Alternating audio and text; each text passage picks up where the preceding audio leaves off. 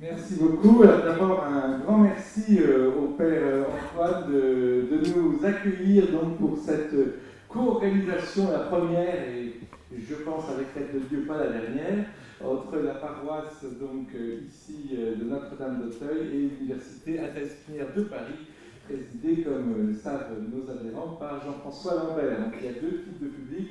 Il y a le public de la paroisse et le public des adhérents de l'UP, qui se retrouve donc ce soir pour cette question qu'est-ce que l'homme? Et en fait, Jean-François, qui va intervenir le premier dans un instant, me disait souvent on ne peut pas parler de réenchantement du monde sans parler de réenchantement de l'homme. Parce qu'effectivement, s'il n'y a pas d'homme, s'il n'y a pas de sujet, s'il n'y a pas de jeu, on ne peut pas parler effectivement de quoi que ce soit. C'est vraiment l'homme qui est la clé de ce réenchantement du monde dont parlent les scientifiques comme Tim Tuan justement. Et donc sur l'importance donc aujourd'hui de cette notion de qu'est-ce que l'homme, vous avez vu certainement l'actualité, vous avez vu la une du L'Express, la une du Figaro magazine sur le bouquin de Luc Ferry sur le transhumanisme. Ce n'est qu'un signe parmi d'autres que justement de toutes ces questions que Bertrand Vergely traite dans ce livre, donc, la tentation de l'homme-dieu. Et c'est intéressant de dire que Ferry, dans le Figaro magazine, il dit la science va trop loin, et dans l'Express, il dit on pourra vivre 300 ans. Vous voyez, donc, vous voyez bien la tentation entre les deux. On voit bien le problème de cette tentation, en quelque sorte, justement, que dénonce et canalise Bertrand Vergely. Alors, je vous présenterai dans un instant un peu plus en détail les intervenants avant de leur passer la parole. Donc, ils vont intervenir dans l'ordre le scientifique, Jean-François Lambert, le philosophe, Bertrand Vergely, et le théologien, Thierry Magnin. Et après, donc, je pense qu'on prendra aussi un petit peu quelques débats en tribune avant de passer la parole. Oui, peut-être. Oui. Alors, effectivement, pour Jean-François, il vaut mieux se mettre là parce qu'il y aura des projections. Je dis tout le monde, c'est mathématique. Les philosophes parlent toujours sans rien, et les scientifiques parlent toujours avec un PowerPoint. Depuis le temps que j'organise des conférences, je peux vous garantir, j'ai jamais vu un philosophe avec un PowerPoint ni un scientifique sans PowerPoint. donc Jean-François, eh bien, Jean-François Lambert est un psychophysiologiste, c'est un terme, je dirais, traditionnel pour parler des neurosciences, mais justement de neurosciences qui s'intéressent aussi à l'homme, à la psycho. Donc Jean-François Lambert est quelqu'un qui a beaucoup travaillé sur des questions techniques, mais aussi sur des questions philosophiques et même théologiques. Il enseigne dans différents centres comme l'Institut de philosophie comparée, il a enseigné au centre des Jésuites, le centre Sèvres. Et donc l'idée générale, c'est donc dans ce qu'il va nous dire, c'est justement que la limitation de la science, mais aussi le danger aujourd'hui, et on va commencer par ça, le danger aujourd'hui pour la question de l'homme, comment justement il y a ce risque de déshumanisation de la personne humaine par tout ce que l'on entend dans ce sujet-là. Et donc je vais lui passer tout de suite la parole. Voilà, en lui demandant de ne pas mettre les mains trop bas sur le micro parce qu'il paraît que sinon on n'entend pas. Voilà, plutôt vers le haut. D'accord. Merci, cher Jean. Il y a une autre différence, paraît-il, entre l'attitude des conférenciers scientifiques et philosophes. Il était de tradition que les littéraires parlent assis et les scientifiques parlent debout. Pour la raison que vous avez vue, de toute façon, je parlerai assis, si tant est d'ailleurs que le propos que je vais vous tenir soit vraiment classable dans une catégorie ou dans une autre. En fait, Jean m'a dit, ne sois pas trop long. Si ça veut bien s'afficher, voilà. Si je voulais ne pas être long du tout, je vous projetterai ça et je m'arrêterai. Parce qu'en fait, presque tout est dit là-dessus. En fait, je vais quand même commenter, et puis évidemment j'en rajouterai quelques-uns derrière, je vais commenter cette image que j'ai composée et qui pour moi est riche. Vous avez là un grand singe, un chimpanzé, qui, avec une badine, va à la pêche aux termites dans une termitière. J'ai mis un peu en bas, vous voyez, et puis un petit peu au-dessus, un grand robot humanoïde. C'est une page de Paris Match qui nous annonce que les robots vont mettre au chômage 57% de la population mondiale.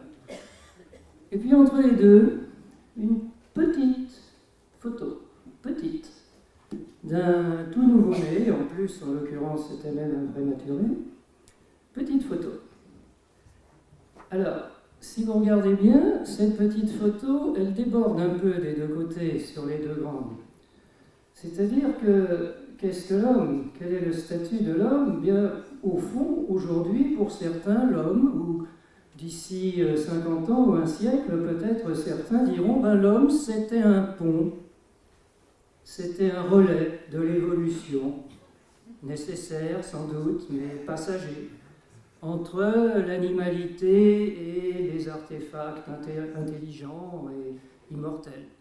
Voilà, l'homme, pont, un peu comme pour les neuros qui sont dans la salle, un peu comme le corps calleux relie les deux hémisphères cérébraux. L'homme comme une espèce d'interface entre l'animalité et les artefacts immortels. Mais il y a autre chose, pour moi, dans cette image. Il n'y a que ce petit homme qui se trouve être l'un de mes petits-fils. Ce petit homme est comme coincé entre les deux mâchoires d'un étau. Et c'est bien ce que je vais essayer de développer. Qu'aujourd'hui, la question de l'humanité de l'homme se pose précisément entre la tendance à la réduction à l'animalité, le rabattement vers son amont, et l'annonce de lendemain qui chante, son passage de relais vers les artefacts et la robotique et ce qu'on nous en promet. Alors, j'ai préparé des écrans, je vais m'y tenir, donc ça va être assez sec quelquefois. Bien entendu, chacune des propositions mériterait d'être développée et nuancée, mais je laisserai aux philosophes et aux théologiens, bien sûr, ce rôle le plus délicat de recadrer peut-être certaines de mes propositions un peu trop sèches. Qu'est-ce que l'homme? La question n'est pas nouvelle, mais la question a-t-elle encore un sens, finalement? Son objet, l'objet de la question qui est en fait le sujet de la question. Mais l'objet de la question existe-t-il encore? L'homme n'a-t-il pas enfin été délivré de lui-même, en même temps que de Dieu? Les philosophes du soupçon pourraient parler de Nietzsche, de Marx, de Freud, mais bon, pas le temps. J'illustrerai ça par une boutade de Woody Allen que j'aime beaucoup et qui pour moi est extrêmement significative. Woody Allen a déclaré un jour « Dieu est mort, Marx est mort, et moi-même, je ne me sens pas très bien ». C'est très puissant. Et c'est un peu ce que Jean évoquait tout à l'heure en me présentant, c'est qu'au fond, la question de savoir s'il y a quelqu'un devant vous, une personne, pas seulement un universitaire qui a l'air ou qui se comporte comme une personne, enfin comme un système intelligent, mais s'il y a réellement quelqu'un, une personne, eh bien, cette question est directement liée à la question de savoir s'il y a quelqu'un avec un grand U, savoir s'il y a quelqu'un devant vous avec un tout petit U, et celle de savoir s'il y a quelqu'un avec un grand U. Je pense que Woody Allen avait parfaitement compris que finalement c'était la même. Donc l'humanité de l'homme est doublement contestée. Vous allez retrouver mes deux petites images là comme point de repère. Contestée de ce côté-là, dissoute dans l'animalité. Contestée de ce côté-là, dépassée dans ses productions. Et la question que je me vous pose, entre le singe et le robot, y a-t-il encore une place pour l'homme? Évidemment, cette remise en question, elle n'est pas nouvelle. Hein. J'aurais pu en mettre des tartines. Je n'en ai pris que quelques-uns. Montesquieu. Tous les hommes sont des bêtes. Tous les hommes sont des bêtes. Darwin, en 1871. L'homme, non, il n'est pas une exception. Pascal Pic, un darwinien contemporain, Muséum national d'histoire naturelle, qui se répand beaucoup dans la presse spécialisée. Le grand singe est notre égal. Le grand singe est notre égal. Axel Kahn, qui passe en général pour quelqu'un de mesuré, la sacralité de l'homme n'est plus tenable. La sacralité de l'homme n'est plus tenable. Et puis, ce Jean-Paul Bacquiast, qui est un leader français francophone du transhumanisme, il faut admettre que le monde décrit par les nouvelles sciences est tout autant un monde sans l'homme qu'un monde sans Dieu. Dieu est mort, Marx est mort, et moi-même, je ne me sens pas très bien. En fait, parmi les philosophes contemporains, il y en a d'autres, mais un qui a particulièrement contribué à cette disqualification de l'idée de nature humaine, dans un ouvrage qui s'appelle « La fin de l'exception humaine », c'est Jean-Marie Schaeffer. C'est un ouvrage qui a été publié en 2008, je crois. Et dans cet ouvrage, j'ai extrait quelques phrases. Il s'agit de déconstruire l'idée d'irréductible différence entre l'animal et l'homme. Il faut en finir avec la thèse de l'exception humaine, il faut en finir avec l'emprise exercée par la théologie chrétienne. Il n'y a pas de propre de l'homme. Et donc, il s'agit en fait de défendre une banalisation de l'espèce humaine.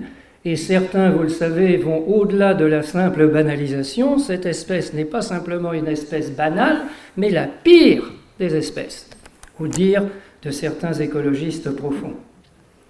Mais, écoutez bien ce qui suit. Dès lors que l'on refuse toute idée de rupture ontique entre l'animal et l'homme, il n'est plus absurde d'affirmer, comme le fait le philosophe Peter Singer, c'est un Australien qui a enseigné aux États-Unis, je cite, c'est une citation, La Recherche en octobre 2000, « Un chimpanzé ou un cochon, par exemple, se rapproche bien plus du modèle d'être autonome et rationnel qu'un nouveau-né humain. Un cochon adulte est davantage une personne qu'un nouveau-né humain. Il s'ensuit logiquement que tuer un nouveau-né n'est pas équivalent du point de vue moral à tuer une personne. Et donc, Minerva et Gubellini, ces deux Minerva, elle est australienne aussi, je crois, et Gubellini, il est de l'Université de Milan. Ils ont publié en 2012, dans une revue d'éthique tout à fait connue, un texte revendiquant l'avortement postnatal.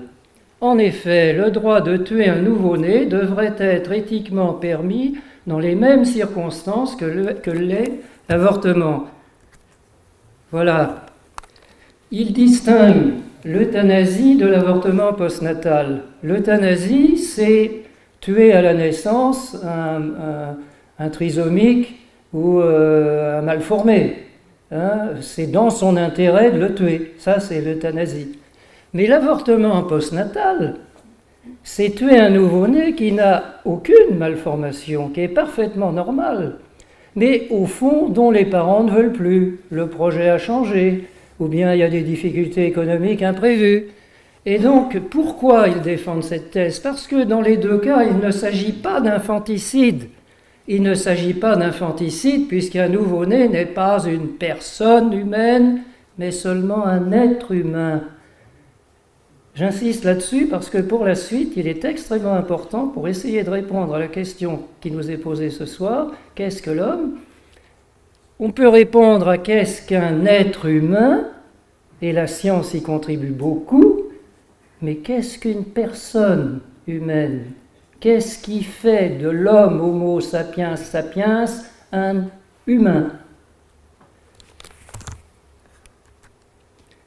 Alors, l'autre, vous vous souvenez mes deux images, les deux mâchoires de l'étau. L'autre mâchoire de l'étau, vous y avez eu droit tous, vous avez vu dans les magazines, la folle semaine où la machine a terrassé l'homme. AlphaGo, le champion du monde de Go qui est battu par la machine. Bon, je n'ai pas le temps d'entrer dans les détails techniques, mais c'est surtout une formidable victoire de l'homme, c'est surtout une formidable victoire de l'ingénierie, de l'informatique. Ça reste pour l'instant une formidable victoire de l'homme à travers la machine, mais bon, peu importe. La manière, voyez, la manière dont c'est présenté, la folle semaine où la machine a terrassé l'homme. Bon. Alors, Ray Kurzweil, qui est le grand pape du transhumanisme, disait déjà dans les années, à la fin du XXe siècle, au tournant des années 2000, il disait bientôt nous allons rencontrer des créatures électroniques qui affirmeront être conscientes. Pas seulement des créatures électroniques que j'aurais envie de doter de conscience, mais des créatures électroniques qui affirmeront être conscientes. Nous finirons par reconnaître une personnalité à ces machines bien plus humaine que n'importe quel animal. Un certain Ruiz de Gopegui, un neurocybernéticien espagnol, déclarait, lui, dans les années 90, « L'avenir qui attend l'homme est celui de garçons de course, des robots du futur. » Et Marvin Minsky, un grand pionnier de l'intelligence artificielle, qui est décédé il y a peu, d'ailleurs, j'ai appris son décès récemment, Marvin Minsky nous disait qu'il faudra remercier les robots du futur, qui seront si intelligents, il faudra les remercier s'ils nous acceptent chez eux comme animal de compagnie. Merci, monsieur Minsky. Et puis, toujours dans la mâchoire du robot, peut-être avez-vous vu la parution de ce livre, Le jour où mon robot m'aimera, sur l'empathie artificielle. Vous avez effectivement ces petits robots, genre le robot français Nao. Il y a beaucoup d'applications très utiles avec les enfants autistes, par exemple, auprès de personnes âgées, etc. etc. Mais vous avez peut-être déjà entendu parler de ce type d'histoire. L'armée américaine, notamment en Irak, utilise des robots démineurs. Ce sont des robots qui ont la forme d'un phasme, c'est une espèce de cylindre à 8 pattes. Et à chaque fois que le robot touche une mine, fait exploser une mine, il a une patte qui saute. Et puis évidemment, quand il n'a plus de pattes, on le met à la casse. Eh bien, il se trouve qu'il y a des soldats et apparemment des responsables, des gradés, y compris un colonel, qui souffrent, sont affectés quand le robot n'a plus de pattes, et certains organisent de véritables obsèques, enterrent le robot en tirant 21 coups de fusil pour rendre hommage à la machine. Donc ça peut vous paraître tout à fait anecdotique, mais nous sommes déjà dans cette logique d'adhésion à nos smartphones, à nos objets connectés pour lesquels on a du mal à se séparer, auxquels on a quelquefois envie d'attribuer des intentions. Et évidemment, mais je pense que Bertrand y reviendra, l'enjeu qui est derrière tout ça, c'est la montée en puissance du transhumanisme. Et évidemment, d'un côté, vous entendez les bonnes âmes, et pas seulement les bonnes âmes, c'est tout à fait vrai, de dire que ces techniques de robotique avancée, ces techniques d'implantation de puces miniaturisées dans le cerveau, etc., allaient permettre de réparer, bien sûr, de faire voir les aveugles, c'est déjà en partie le cas, enfin, sur quelques cas exceptionnels, de faire marcher des tétraplégiques, etc., qui refuseraient ces avancées, mais de la réparation à l'amélioration. Eh bien, si vous cherchez tout à l'heure sur votre smartphone, si vous allez sur Google et que vous tapez Aimée Mullins. Aimée Mullins, c'est une femme dont je ne connais pas très bien l'itinéraire, mais qui n'a plus de jambes et qui désormais dispose de prothèses de jambes. Elle a 12 paires de jambes différentes, de longueurs différentes, d'élasticité différentes. Et si vous faites, là, vous verrez, elle fait une conférence dans laquelle elle explique qu'elle est beaucoup plus heureuse qu'avant, parce qu'elle peut choisir la longueur de ses jambes en fonction de ce qu'elle veut faire, si elle veut être draguée ou pas, par quel type de mec elle veut être draguée, en fonction de la longueur des jambes, etc. Et le plus étonnant, mesdames et messieurs, c'est que dans son témoignage, elle cite de ses amis qui l'envient qui disent « Mais qu'est-ce que tu as de la chance? Moi, je suis... » Pas la main en bas. Tu mets pas la main en bas. Qu'est-ce que tu as de la chance? Toi, tu peux changer de look comme tu veux. Moi, je suis obligé de me contenter des jambes que la nature m'a données. Et je n'ai pas été vérifié. Mais des étudiants auxquels j'ai présenté ça récemment m'ont dit qu'il y aurait aux États-Unis déjà des groupes de femmes qui se constituent pour se proposer à la mutilation de leurs jambes d'origine pour se faire équiper de paires de jambes au choix. Ne croyez pas que c'est de la science-fiction ou que c'est des imbécilités. Nous sommes déjà entrés dans ce monde-là. Alors ce qui est beaucoup plus problématique, c'est ce genre de sottise. Malheureusement, ça se fera sans doute. Ce chirurgien italien promet avant 10 ans de greffer une tête. Et il aurait déjà un candidat, un russe, paraît-il, qui serait déjà volontaire pour se faire... pour qu'on greffe sa tête, parce que lui, il a une tête qui marche bien sur un corps qui est complètement paralysé. L'idée serait de se faire greffer sa tête qui marche bien, évidemment, sur un sujet jeune, en bon état, en état de mort cérébrale, qu'on pourrait déclarer mort et remplacer la tête. Encore une fois, ce genre d'exposé, je l'aurais fait il y a 20 ans, c'était des affaires qui paraissaient complètement farfelues, ou dans un autre monde, ou dans une autre époque, mais malheureusement, nous sommes très proches de ce type d'aventure. Alors, finalement, bon, qu'est-ce qui fait l'homme humain? La génétique, vous avez tous en tête qu'on nous rebat les oreilles, qu'entre le chimpanzé et l'homme, il y a à peu près 1,5% de différence au niveau des gènes. Oui, mais quand on a 3 milliards de bases, 1,5% de 3 milliards, je vous signale quand même que ça fait 45 millions. Ça veut dire quand même qu'entre le génome du chimpanzé et le génome humain, il y a 45 millions de différence. Bon, alors 45 millions de différence sur 3 milliards, c'est peanuts. Mais ça existe. Bon. Oui, mais il y a la même différence avec les moutons. Alors, est-ce qu'on est simplement des gros moutons? Certains disent qu'on est des singes sans queue. Est-ce qu'on est des moutons sans laine? Bof. Bon. La génétique. Alors, quoi? La station érigée, la main, l'outil, la parole, l'esprit religieux? Oui.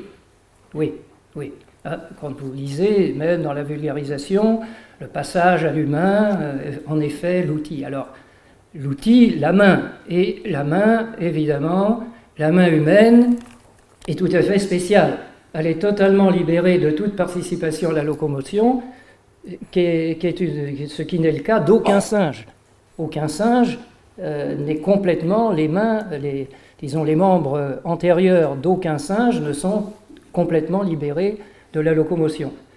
Mais la main vaut surtout par la qualité des commandes que lui impose le cerveau humain, et donc évidemment, au fond, si on veut chercher une singularité, qu'est-ce qui fait l'homme humain? Son cerveau. Son cerveau. Finalement, le cerveau humain. Est-ce qu'il y a vraiment quelque chose d'humain dans le cerveau humain? Qu'est-ce qui fait humain le cerveau humain? Bon, le cerveau humain, c'est seulement un peu plus compliqué ou vraiment différent? Bon, je ne vais pas vous faire un cours de neuro, mais bien sûr que si vous partez de la grenouille, les oiseaux, les rats, le chat, etc., bon, d'accord, il y en a plus, d'accord. Bon, il y en a plus, c'est plus compliqué. Mais le plan général n'est pas différent. Alors, quand on y regarde dans le détail, vous savez tous, mais si vous n'êtes pas spécialiste, quand on passe évidemment du singe, du chimpanzé à l'homme, ce qui se différencie singulièrement, c'est la partie antérieure du cerveau, la zone dite frontale, à laquelle on associe généralement l'intelligence, la raison, etc., le jugement. Bien. Oui, il y a une différence. Mais la différence, elle est relativement modeste par rapport, encore une fois, à l'énorme gap qui sépare au niveau du comportement et au niveau des processus cognitifs les singes, les chimpanzés des humains. Quelques Je vais aller vite pour ceux qui aiment les chiffres. Oui, bon. Le cerveau humain, c'est 86 milliards de neurones. Bon, le chiffre est à peu près stabilisé, on a longtemps dit 150, etc. 86 milliards de neurones, dont 69 dans le cervelet. Le cervelet, là, le cervelet dont on dit que ça ne sert qu'à l'équilibration, etc. 69 dans le cervelet. 17 dans le cortex. Beaucoup moins dans le cortex que dans le cervelet. Et un peu moins de 1 milliard dans le reste. Bon. Alors, je ne vais pas détailler, j'attire votre attention sur autre chose qui est intéressant. Le cerveau humain, en termes de poids, de volume, c'est 2,75 fois plus gros que le cerveau du chimpanzé. 2,75 fois plus gros que le cerveau du chimpanzé. Mais il possède seulement 1,25 fois plus de neurones. C'est-à-dire, il est 2,75 fois plus gros, mais il n'a pas 2,75 fois plus de neurones. Il a seulement 1, il n'a pas beaucoup plus de neurones. Alors, pour ceux qui ont fait un peu de neurones, ça veut dire que ce qui se développe beaucoup, c'est la matière blanche. La matière blanche, c'est les connexions, les interactions. Et donc, en effet, il y a, et donc ça, c'est plus pour l'esthétique, ça, c'est des très belles images qu'on obtient aujourd'hui en imagerie par diffusion, en imagerie dite en tenseur de diffusion, qui permettent de visualiser justement les connexions, la matière blanche. Et en effet, il y a dans le cerveau humain une structure de connexion qui est enrichie par rapport à celle des chimpanzés, mais qui n'est pas radicalement différente non plus. Alors, est-ce qu'au niveau des composants, est-ce qu'il y aurait enfin des neurones humains dans le cerveau humain? Bof, 86 milliards. Bon, et bien sur les 86 milliards, la plupart des neurones humains, c'est les mêmes que chez les crapauds, les chimpanzés, les grenouilles, et ce que vous voulez. Alors, quand on cherche bien, on trouve les cellules dites cellules de Betz, qui sont dans le cortex moteur primaire, au nombre à peu près de 30 000, qui sont à l'origine de ce qu'on appelait jadis le faisceau pyramidal, à peu près 30 000. 30 000 sur 86 milliards, bon. Et il y a ce qu'on appelle aussi les cellules de von Economo, qui sont des cellules qu'on a découvertes dans le cortex singulaire, cortex préfrontal dorsolatéral, qui sont au nombre de 193 000 chez l'homme et seulement 7 000 chez le chimpanzé. Ok. Et alors, oui, 3 minutes, mais c'est un peu dommage, parce que je peux m'arrêter là, mais ça veut rien dire, hein, c'est pas... Parce qu'évidemment, il y a une suite. Bon. Donc, oui, alors, les neurones, mais d'accord, mais il y a d'autres cellules dans le cerveau, et les fameuses cellules gliales qu'on considérait simplement comme des larbins des neurones, on sait aujourd'hui de plus en plus que ces cellules gliales jouent aussi un rôle très important, y compris dans la mémoire, les processus cognitifs, etc., etc. Et le rapport entre les cellules gliales et les neurones est beaucoup plus élevé chez l'homme que dans toutes les espèces qui précèdent. Bon.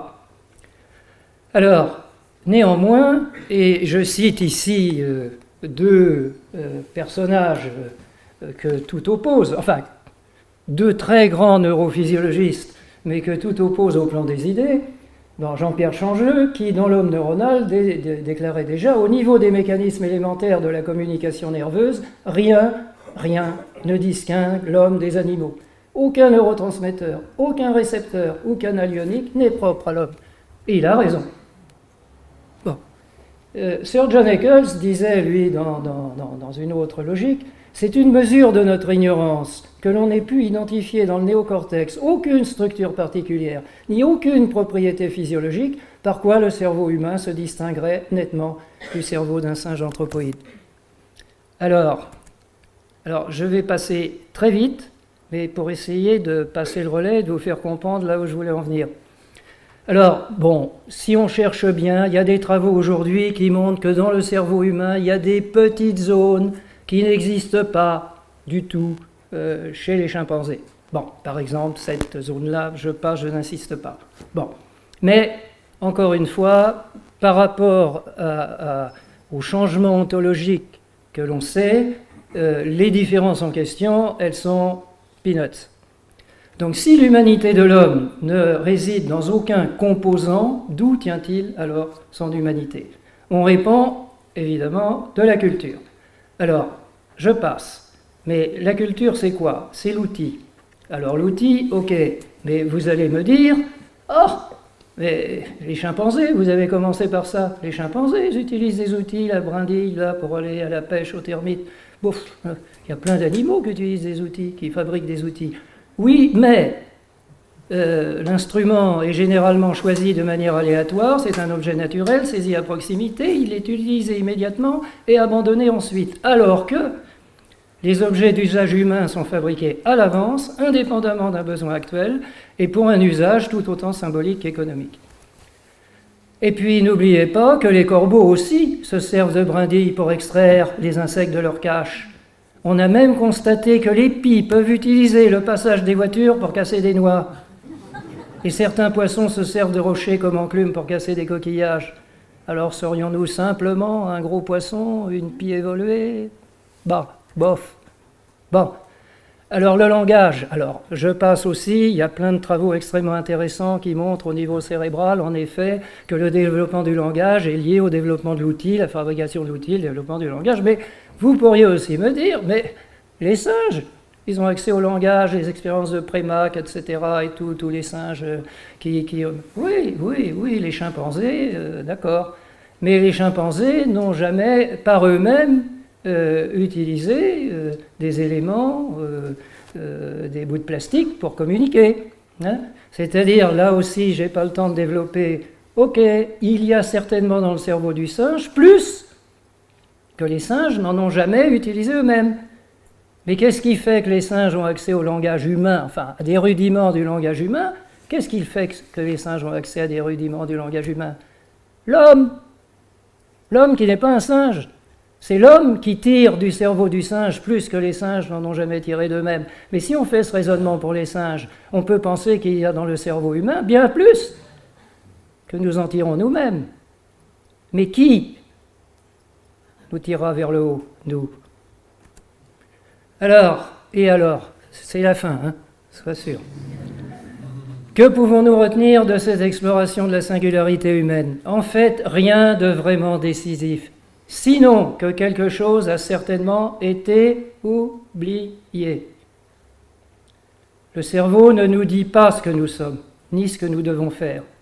Les changements anatomiques et fonctionnels qui conditionnent l'émergence de l'homme ne suffisent pas à justifier son existence. Je cite ici un autre ouvrage désormais connu sur le sujet de Rémi Brague.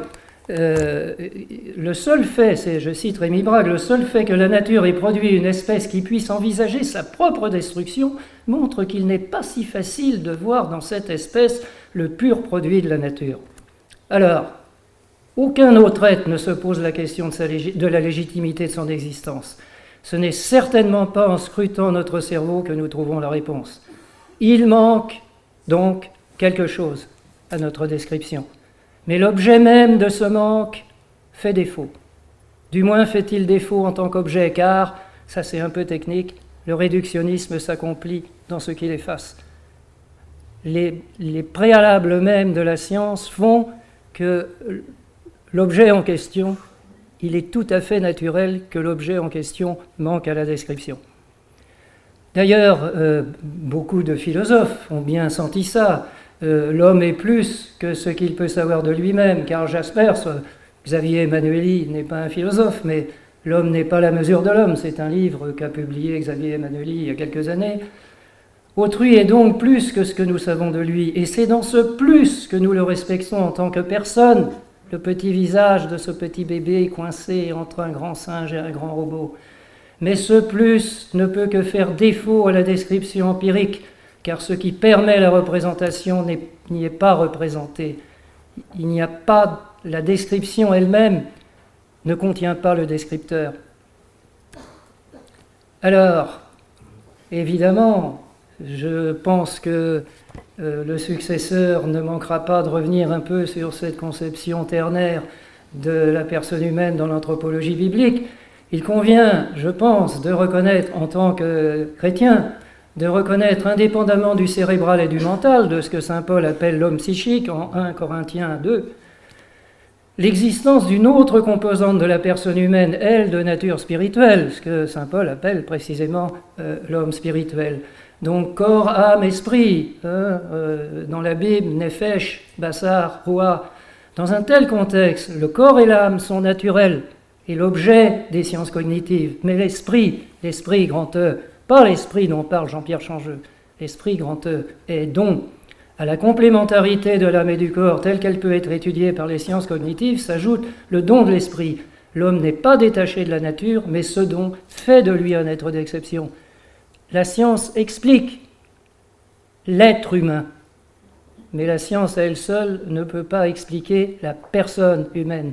Et le passage de l'être humain à la personne humaine suppose une dimension autre. Et là, c'est vraiment la fin, c'est une citation que j'utilise souvent, c'est un extrait d'un livre qui s'appelle « La machine univers » de Pierre Lévy en 87, ça commence à dater un peu, mais je trouve la citation toujours aussi rafraîchissante. Qui voit donc trembler dans la lumière la poudre d'or du mimosa? Ce ne sera ni cette machine, le cerveau, ni une autre machine, mais quelque chose d'autre qu'une machine. Pourra-t-on désigner scientifiquement celui qui perçoit, celui pour qui le monde existe? Nous pouvons décrire exactement la manière dont le flux photonique tombe des étoiles. On ne sait toujours pas comment la lumière jaillit du regard. Merci beaucoup.